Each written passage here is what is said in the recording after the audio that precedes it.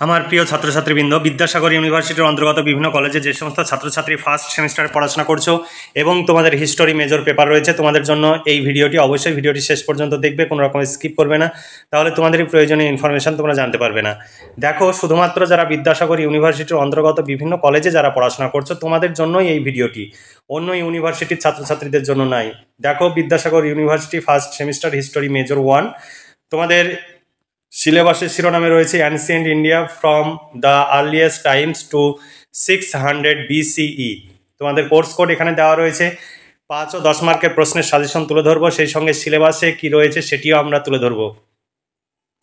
তোমাদের কাছে যে সিলেবাস রয়েছে সেই সিলেবাসে শুধুমাত্র ইংলিশ ভার্সানে সিলেবাসটি দেওয়া রয়েছে, কিন্তু আমি ইংলিশ ভার্সানের সিলেবাসটি বাংলায় উপস্থাপন করছি।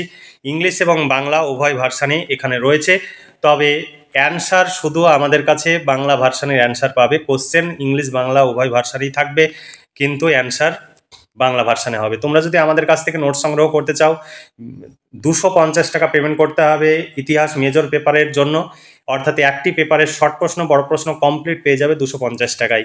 আমাদের কাছে নোট সংগ্রহ করলে তোমাদের এখানে ওখানে ছুটে বেরিয়ে নোট সংগ্রহ করার প্রয়োজন হবে না, তোমাদের অর্থ এবং সময়ের সাশ্রয় হবে। কারণ তোমরা যেখানে নোট সংগ্রহ করতে যাও সেখানে যাতায়াত খরচ রয়েছে, টিউশন ফিজ রয়েছে, খাতা কলমের খরচ রয়েছে, টিফিন খরচ রয়েছে। তারপরে তুমি যেদিন টিউশনিতে যাও সেই দিন 4 থেকে 5 ঘন্টা বা 6 ঘন্টার সময় নষ্ট হয়, সেই সময়টার একটা মূল্য রয়েছে।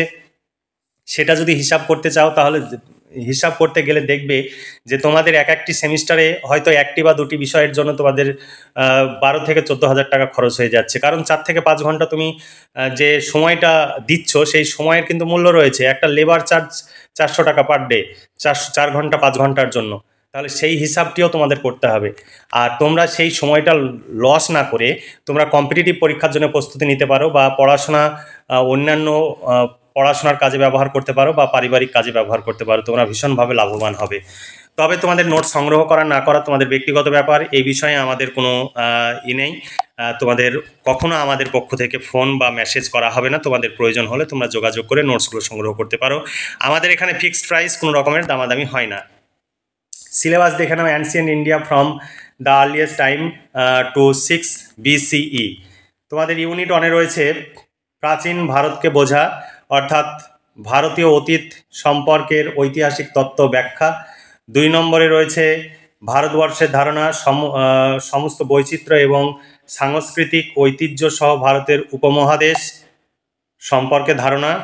তারপর সাহিত্যিক ও প্রত্নতাত্ত্বিক উৎস সম্পর্কে ধারণা। মডিউল 2-এ তোমাদের রয়েছে, মডিউল 2-এর নিওলিথিক বা নব্যপ্রস্তর যুগ থেকে চ্যালকোলিক পর্যন্ত তোমাদের পড়তে হবে। দেখো এখানে কি রয়েছে। তোমাদের মডিউল 2-এর 1 নম্বরে রয়েছে ভারতের প্রাচীনতম গ্রামীণ কৃষক সম্প্রদায় যাজক শ্রেণীর জীবন থেকে কৃষি অনুশীলনের রূপান্তর, মেহেরগড় ও বিভিন্ন সাংস্কৃতিক পর্যায়। 2 নম্বরে রয়েছে ভারতীয় উপমহাদেশে প্রথম নগরায়ন, সিন্ধু সভ্যতা, একটি ঐতিহাসিকতার মাধ্যমে সমসাময়িক দৃষ্টিভঙ্গি।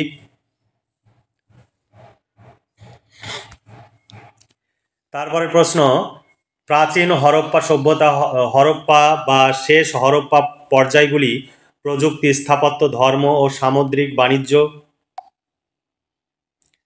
4 নম্বরে রয়েছে সিন্ধু সভ্যতার পতন, রূপান্তর, বিভিন্ন তত্ত্ব, অর্থাৎ পতন সম্পর্কে বিভিন্ন তত্ত্ব। তারপরে আর্যদের আবির্ভাব, বৈদিক যুগ, এটা মডিউল 3। মডিউল 3-র 1-এ রয়েছে আর্যদের আবির্ভাব সংক্রান্ত ধারণা। 2 নম্বরে রয়েছে ভারতে আর্যদের বসতি বিস্তার। 3 নম্বরে রয়েছে বেদ, ব্রাহ্মণ, উপনিষদের সময়কাল, পশুপালন, কৃষি, অন্যান্য পেশা। 4-এ রয়েছে রাজনৈতিক বিকাশ, সাংস্কৃতিক ও আচার অনুষ্ঠান।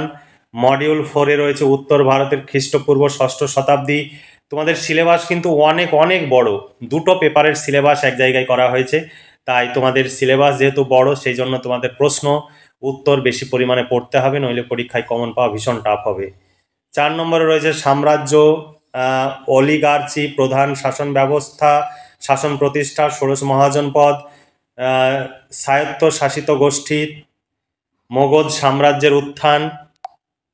এবার ইউনিট 2, তোমাদের ইউনিট 1-এর যে 4টি মডিউল রয়েছে সেটাই কিন্তু একটি পেপারে, তোমাদের 2টো পেপারের সিলেবাসকে এক জায়গায় করা হয়েছে। তাই তোমাদের সিলেবাস যেমন অনেক বড়, তেমনি তোমাদের যে পড়াশোনা তোমাদের করতে হবে সেটাও কিন্তু প্রচুর করতে হবে, নইলে কিন্তু পরীক্ষায় কমন পাওয়া ভীষণ মুশকিল হবে। দেখো ইউনিট 2 এ তোমাদের মডিউল অনেকই রয়েছে। প্রাচীন ভারতের ধারণা ও প্রতিষ্ঠান, বর্ণ জাতি শূদ্রদের মধ্যে ঊর্ধ্বমুখী গতিশীলতার সমস্যা। 2 নম্বর হচ্ছে দাসপ্রথা, প্রাচীন রূপ আধুনিক বিতর্ক। তারপর 3 নম্বরে রয়েছে অস্পৃশ্যতা, 4 নম্বরে রয়েছে মহিলা, 5 নম্বরে রয়েছে বিবাহের প্রকার। তারপরে মডিউল 2 এ ইউনিট 2 এর মডিউল 2 এ রয়েছে বেদের ধর্ম, 2 এ রয়েছে অপ্রচলিত সম্প্রদায়, বৌদ্ধ জৈন ধর্ম, আজীবিকদের মতবাদ। 3 এ রয়েছে সংশয়বাদ, বস্তুবাদ। মডিউল 3 তে রয়েছে বুদ্ধের যুগে অর্থনীতি, অর্থনৈতিক পরিবর্তন, লোহা ব্যবহার, গ্রামীণ অর্থনীতি, বাণিজ্য, কারুশিল্প, গিল্ড। তারপরে কর ব্যবস্থা, দ্বিতীয় নগরায়ন। এরপরে মডিউল 4 এ তোমাদের রয়েছে শিক্ষা, সাংস্কৃতিক পরিবেশ। 1 নম্বরে রয়েছে শিক্ষা, 2 নম্বরে ভাষা সাহিত্য, 3 নম্বরে হচ্ছে বিজ্ঞান ও প্রযুক্তি। এই ছিল তোমাদের সিলেবাস। এই সিলেবাস অনুযায়ী প্রশ্নোত্তরের পিডিএফ কপি রেডি আছে, 250 টাকা পেমেন্ট করতে হবে। কমপ্লিট নোটস পেয়ে যাবে তোমরা, শর্ট প্রশ্ন, বড় প্রশ্ন, উত্তর সহ একসঙ্গে 250 টাকা পেমেন্ট করতে হবে একটি পেপারের জন্য। আমাদের ফিক্সড প্রাইস, এখানে কোনো রকমের দামাদামি হয় না। তোমরা চাইলে আজই নিচে দেওয়া হোয়াটসঅ্যাপ নাম্বারে যোগাযোগ করতে পারো। এটাই PhonePe, Google pay, Paytm number. এই নাম্বারে পেমেন্ট করে পেমেন্টের অরিজিনাল রিসিপ্ট কপিটি তোমাদের হোয়াটসঅ্যাপে পাঠাতে হবে, তাহলেই তোমাদের পিডিএফ কপি পাঠিয়ে দেওয়া হবে। তাই দেরি না করে আজই যোগাযোগ করো এবং নোটসগুলো সংগ্রহ করে নাও। এরপরে দেখো তোমরা অনেকেই প্রশ্ন উত্তরের ডেমো দেখতে চাও, সেই ডেমোটি দেখো। এখানে প্রশ্ন যেভাবে তোমরা দেখলে সেইভাবে প্রশ্ন এবং উত্তর পরপর দেওয়া রয়েছে, এখানে দেখে নাও। পরপর প্রশ্ন এবং সুন্দর করে উত্তর রয়েছে। প্রশ্নগুলো ইংলিশ এবং বাংলা উভয় ভার্সানে রয়েছে, উত্তর শুধুমাত্র বাংলা ভার্সানে রয়েছে। তাই তোমরা দেরি না করে আজই যোগাযোগ করো এবং নোটসগুলো সংগ্রহ করো, তোমরা ভীষণভাবে উপকৃত হবে।